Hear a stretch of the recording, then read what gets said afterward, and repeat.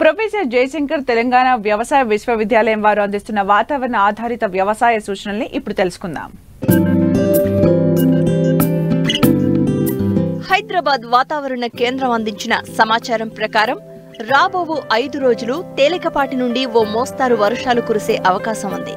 పగటి ఉష్ణోగ్రతలు 28 నుండి 43 డిగ్రీల సెల్సియస్, రాత్రి ఉష్ణోగ్రతలు 21 నుండి 30 డిగ్రీల సెల్సియస్ మధ్య నమోదయ్యే అవకాశం ఉంది.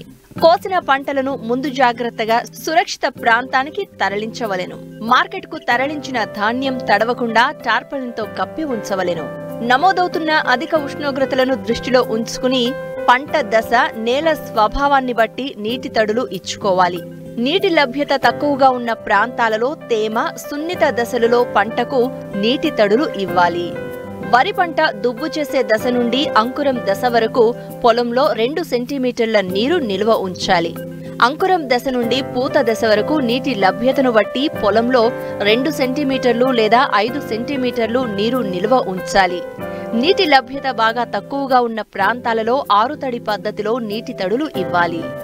మొక్కజొన్న పూత దశ ఏర్పడే 10 రోజుల ముందు నుండి కంకి ఏర్పడిన 25 రోజుల తర్వాత వరకు పంట బెట్ట పరిస్థితులను తట్టుకోలేదు. కావున రైతులు పైరుకు జీవ సంరక్షక నీటి తడులు ఇవ్వవలెను. పండ్ల తోట 6 సంవత్సరాల కంటే ఎక్కువ వయసు ఉన్నట్లయితే 150 నుండి 240 లీటర్ల నీరు ఒక రోజుకి ఒక చెట్టుకి అవసరం. అవకాశం ఉన్న చోట సేంద్రియ మల్చింగ్తో పాటు బిందు సేద్యానికి ప్రాధాన్యత ఇవ్వాలి. మల్చింగ్ చేయడం వలన నేలలో తేమ ఎక్కువ కాలం నిల్వ ఉండి మొక్కకు అందుబాటులో ఉంటుంది. మామిడి తోటలో ఏప్రిల్, మే నెలలో 1% పొటాషియం నైట్రేట్ మందును 15 రోజుల వ్యవధిలో 2 సార్లు పిచికారీ చేయాలి. అధిక ఉష్ణోగ్రతలను తట్టుకోగల కూరగాయ రకాలను ఎంచుకోవాలి. తరచుగా నీటి తడులు ఇవ్వడం ద్వారా నేలలో తేమను సంరక్షించుకోవచ్చు. బిందు సేద్యం చేసే పంటలలో ప్రతిరోజు అరగంట ఉదయం, సాయంత్రం 2 సార్లు నీటిని ఇవ్వాలి. 50% షేడ్ నెట్ ని ఉపయోగించడం ద్వారా పంటలపై అధిక ఉష్ణోగ్రత ప్రభావాన్ని తగ్గించుకోవచ్చు. వరి సాగు చేసే రైతులు వరి గట్లను శుభ్రంగా ఉంచుకోవాలి. లేనట్లయితే గట్ల మీద ఉండే కలుపు మొక్కలపైన కాండం తొలుచు పురుగు, అగ్గి తెగులు నివసించి వరి పంటను ఆశించును. సల్ఫైడ్ దుష్ప్రభావం గమనించిన వరి పంటలో మొక్క వేర్లకు తగినంత గాలి తగిలే విధంగా మురుగునీటిని తీసివేయాలి. అదేవిధంగా పొలాన్ని సన్న నెర్రలు వచ్చే వరకు ఆరబెట్టి మళ్లీ నీరివ్వాలి.